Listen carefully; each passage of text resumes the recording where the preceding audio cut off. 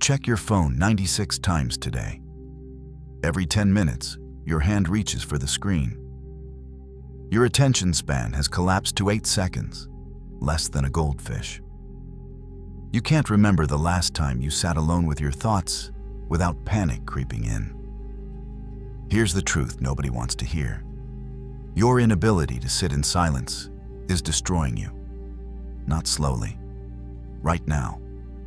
Every minute you run from stillness, you're weakening the very thing that makes you dangerous, powerful, and free. Marcus Aurelius commanded legions, governed an empire, waged wars on multiple fronts. Yet his most powerful weapon wasn't his army. It was his ability to retreat into complete solitude and emerge with clarity that bent the world to his will.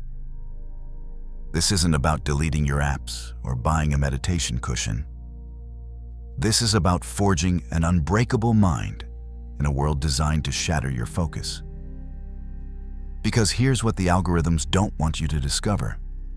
Your phone isn't the real problem. Your absolute terror of being alone with your own mind is what's killing you.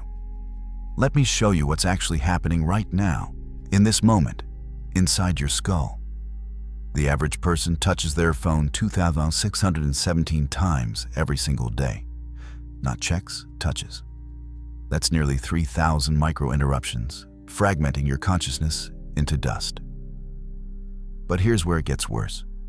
Scientists placed phones on desks during cognitive tests, face down, completely silent, and performance dropped by 30%. The phone wasn't ringing, it wasn't buzzing, it was just there. And that presence alone hijacked enough mental resources to make people measurably dumber. Think about that. Your phone doesn't even need to be on to be stealing your mind. Now multiply that by every screen you encounter daily. The laptop, the tablet, the TV, the billboard with a QR code, the gas pump playing ads, the elevator screen, the restaurant menu that's now an app. You live inside a machine designed to prevent you from ever, for even 1 minute, being alone with yourself. And it's working. 87.8% of people now meet clinical criteria for smartphone addiction. The median daily usage is 5 hours, not occasional use. 5 hours of your waking life fed into a device that trains your brain to be incapable of depth. But the real devastation isn't the time you're wasting. It's what you're preventing. Deep inside your brain is a network called the default mode network. Think of it as your mind's backstage crew. While you're busy scrolling, this network should be stitching together your memories, making sense of your experiences, projecting your identity into the future, building the very foundation of who you are. It only activates when you stop consuming input, when you sit in stillness, when you let your mind wander without direction. And modern life has engineered a world where that never happens. You wake up and grab your phone. You fall asleep with it in your hand. Every moment in between is filled with podcasts, videos, music, notifications, messages, feeds. Your default mode network is starving. And without it functioning, you're not building a coherent self. You're just accumulating fragments. Marcus Aurelius understood something neuroscience is only now confirming. When he wrote, "Nowhere can man find a quieter or more untroubled retreat than in his own soul," he wasn't being poetic. He was describing a neurological necessity. The man ruled an empire constantly at war. He was surrounded by thousands of soldiers, advisors, politicians, assassins. Yet his superpower was the ability to retreat inward, to sit in complete mental solitude and process the chaos into wisdom. That's what his meditations actually were. Not a book written for others, a private journal where he worked through his own mind in silence. And that practice made him one of history's most effective leaders. Because here's what happens when you never face silence. You don't know what you actually think. You don't know what you actually want. Every opinion you hold is borrowed. Every fear you carry is unexamined. Every decision you make is reactive, not deliberate. You become a puppet controlled by whoever has your attention in that moment. And in 2024, billions of dollars are spent ensuring that someone always has your attention. 2,000 years ago, the Stoics were already fighting this war. Not against phones, obviously, but against the same pattern. Constant external distraction, preventing internal development. Seneca was one of the richest men in Rome, living in absolute luxury, surrounded by endless entertainment and social obligations. Yet he deliberately chose periods of withdrawal, not because he hated people, but because he understood something critical. The man who can't be alone with himself brings nothing valuable when he's with others. He wrote, "We suffer more in imagination than in reality." But you only discover what's imagination versus what's real when you sit in silence and examine your own mind without distraction. Epictetus took it even further. The man was enslaved, literally owned by another person. Yet he remained internally free because he mastered the practice of prosoj. It translates roughly as attention to oneself, complete presence with your own consciousness. The Stoics didn't call it meditation or mindfulness. They called it paying attention to what actually matters, which is the state of your own mind, because that's the only thing you truly control. Epictetus would sit in stillness and examine his judgments, his reactions, his fears. And through that practice, even while enslaved physically, he was freer than the emperor who owned him. Now here's where ancient philosophy meets cutting-edge neuroscience, and it's going to change how you think about this. In 2024, researchers using advanced brain imaging discovered something remarkable. They took people who'd never meditated before and taught them basic stillness practice. Just sitting quietly, focusing on breath, letting thoughts come and go. After 40 days, they scanned their brains. The physical structure had changed. The prefrontal cortex, responsible for focus and decision-making, had literally grown thicker. The amygdala, the fear center that triggers anxiety and reactivity, had measurably shrunk. 8 weeks of practicing silence, and these people's brains had fundamentally reorganized themselves toward calm, clarity, and control. Another study in February 2025 went even deeper. They placed electrodes inside people's brains in the amygdala and hippocampus, regions that handle emotion and memory. Then they had them practice loving-kindness meditation, just sitting in silence while cultivating positive feelings. The brainwave patterns changed immediately. Beta and gamma waves, the frequencies disrupted in depression and anxiety, started normalizing. The researchers called it willfully controlling brain activity. These people weren't taking medication. They weren't using technology. They were just sitting alone, in silence, deliberately directing their own minds. And it worked better than many pharmaceutical interventions. This validates exactly what Marcus Aurelius practiced. When you sit in deliberate solitude, you're not wasting time. You're not being unproductive. You're literally rewiring your neural architecture toward resilience. The default mode network activates and starts doing what it's designed to do, consolidating memories so you actually retain what you learn, processing emotions so they don't control you unconsciously, constructing a coherent sense of self so you know who you are and what you stand for, simulating future scenarios so you can plan rather than just react. This is how wisdom gets built. In silence, not in consumption. But modern life actively prevents this. Every algorithm, every app, every platform is optimized for one thing: keeping your attention externally focused. Because nobody makes money when you're sitting quietly with your thoughts. They make money when you're clicking, scrolling, watching, buying. The attention merchants, as Tim Wu calls them, have built a trillion-dollar industry around ensuring you never spend 1 minute in genuine solitude. And most men have completely surrendered to it. Here's the trap almost every man is caught in right now, and nobody's talking about it. Modern masculinity has become synonymous with constant motion. The hustle culture, the grind mindset, the productivity optimization. Men post their morning routines, their supplement stacks, their workout splits. They track every metric, optimize every hour.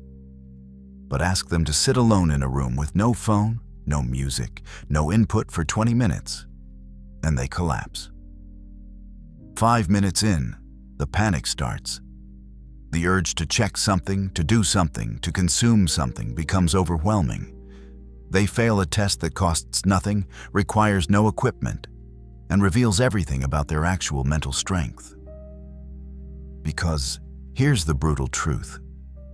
If you can't be alone with yourself, you're not actually strong. You're dependent. Dependent on external stimulation to avoid facing what's inside your own head. And that dependence is weakness masquerading as productivity. The Stoics understood this completely. Real masculine power doesn't come from how many hours you work or how many tasks you complete. It comes from self-knowledge, self-mastery, self-sufficiency. The man who requires constant distraction to function is no more free than an addict who needs his next hit. He's just socially acceptable about it. This plays out everywhere. In leadership, the man who can't sit with silence makes reactive decisions based on the last thing he heard. He has no internal compass because he's never spent time finding it. In relationships, the man who can't be alone brings his unprocessed chaos into every interaction. He needs constant validation because he's never validated himself. He seeks completion in others because he's avoided becoming complete alone. Seneca warned about this. The wise man, though self-sufficient, nevertheless desires friends. Notice the order. Self-sufficient first, then seeks connection, not the reverse. Most men do it backwards. They use relationships, entertainment, work, anything to avoid ever being self-sufficient. And the cost compounds. Your cognitive performance decreases. Studies show people who can't tolerate solitude have worse memory, lower focus, and impaired decision-making. Your emotional regulation collapses. Without time to process feelings in silence, they control you unconsciously. Your creativity dies. The novel connections and insights that only emerge when your mind wanders in stillness never form. You become predictable, reactive, and ultimately forgettable. Just another distracted man in a world full of them. So how do you actually build this capability in a world engineered to prevent it? This isn't about becoming a monk or retreating to the mountains. This is warfare training for your mind in the middle of modern chaos. And it starts smaller than you think, but more deliberately than most people can handle. 5 minutes, that's where you begin. Not an hour meditation retreat, just 5 minutes. Set a timer, sit down. Put your phone in another room, not just face down nearby. No music, no podcast, no book, just you and your own thoughts. And here's what's going to happen. It's going to be uncomfortable, possibly painful. Your mind is going to race. You're going to want to quit. You'll think about everything you should be doing instead. That discomfort is the entire point. That's where the growth is. The Stoics had a specific morning practice that would be considered radical today. Marcus Aurelius would wake before dawn and spend time in complete mental solitude before the day's demands began. In modern terms, don't touch your phone for the first hour after waking. That's it. That's the practice. And for most people, it's genuinely difficult. Because the first thing most men do is grab their phone before their eyes fully open. Checking messages, scrolling news, consuming content before they've even had a thought of their own. Break that pattern. Wake up. Sit. Think. Let your mind boot up without external input. This single habit changes everything because it establishes internal authority over your day rather than immediately surrendering control to external demands. Then create digital boundaries, like you're building a fortress. No phones in the bedroom. Period. Get an alarm clock. Yes, they still exist. Establish silence blocks on your calendar. Treat them like important meetings because they are. 20 minutes of deliberate solitude is more valuable than most of the meetings you take. During these blocks, remove all possible interruptions. Tell people you're unavailable. Turn off every notification. Make silence the default, distraction the exception. Most people do the opposite and wonder why they can't focus on anything. The walking meditation is where the Stoics really practiced this. Marcus would walk the palace gardens in complete silence, not listening to philosophy lectures or dictating letters, just walking and thinking. In modern life, this means take walks without headphones. No podcasts, no music, no calls. Just walk and let your mind work. This feels almost impossible to most people now. Every walk has to have a soundtrack or an educational purpose. But the walk itself is the purpose. Your brain needs time to process, to connect ideas, to work through problems without constant input. Give it that time. Start journaling, but not the way most people do it. Not gratitude lists or goal-setting templates. Raw, unfiltered processing. What came up during your silence practice? What thoughts kept returning? What fears did you notice? What patterns? Seneca and Marcus both did this. They wrote to themselves to make sense of their own minds. It's not about creating something beautiful for others to read. It's about externalizing the chaos so you can examine it clearly. Think of it as debugging your own code. You can't fix what you can't see. Build this progressively like strength training. Start with 5 minutes. When that becomes manageable, move to 10, then 20, then 30. You're building tolerance for your own mind. And yes, it's uncomfortable. Yes, it's difficult. That's the entire point. Comfort is the enemy of growth. Every minute you can sit with yourself without distraction is a minute you're building genuine mental resilience. The Stoics called it building the inner citadel, the place inside you that cannot be touched by external chaos because it's been fortified through deliberate practice. But understand this distinction clearly. This isn't about becoming a hermit. It's not about rejecting the world or avoiding responsibility. The Stoics used solitude to prepare for engagement, not escape from it. Marcus would retreat into mental stillness so he could lead effectively when he returned to the external world. Seneca would withdraw to think clearly so he could advise wisely when called upon. You're not building an excuse to avoid life. You're building the capacity to meet life from a position of internal strength rather than reactive chaos. And here's what nobody tells you. After 30 days of this practice, you become a different person. Your focus sharpens, your decisions become clearer, your presence becomes palpable. Other people notice something's changed, but can't quite identify what.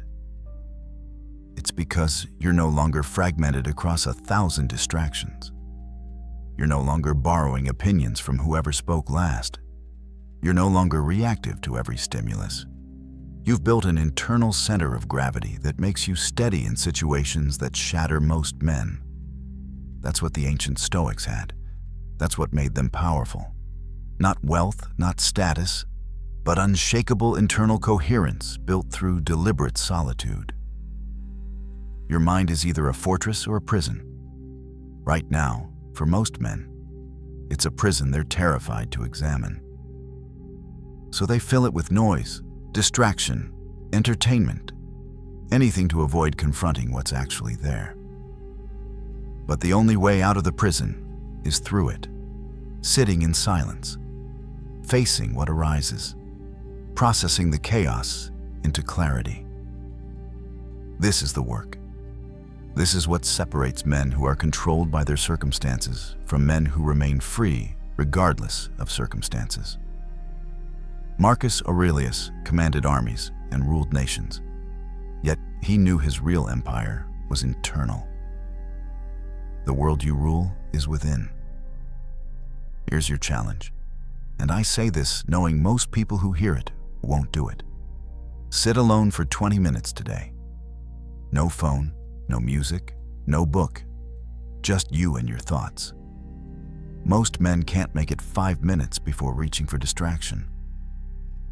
If you're one of them, that tells you everything you need to know about where you actually stand, not where you pretend to stand, not where you post about standing, but where you actually are. And here's the thing. That's precisely why you have to do it. Because the skill you're most terrified of building is usually the one you need most. In 30 days of deliberate silence practice, your brain will physically change. Your focus will sharpen. Your anxiety will decrease. Your decisions will improve. You'll build the one advantage other men can't buy: genuine self-knowledge and internal authority. While everyone else is drowning in distraction, fighting for the next dopamine hit. You'll be operating from a place of calm clarity they can't even comprehend. That gap is where power lives. Not loud, performative power. The quiet, unshakable kind that moves mountains without announcing itself. Like and subscribe if you're actually ready to stop being controlled by noise. If you're ready to build something real instead of consuming something empty.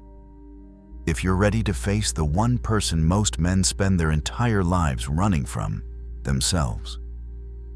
Because at the end of this, silence isn't emptiness. It's not absence. It's where your real power has been waiting all along. The power to think clearly when everyone else is lost in chaos. The power to act deliberately when everyone else is reactive. The power to remain steady when everything around you is shaking. That power is built in silence, 5 minutes at a time, every single day, until the noise has no hold over you and you discover what the Stoics knew 2,000 years ago. The man who masters silence masters himself. And the man who masters himself becomes unstoppable.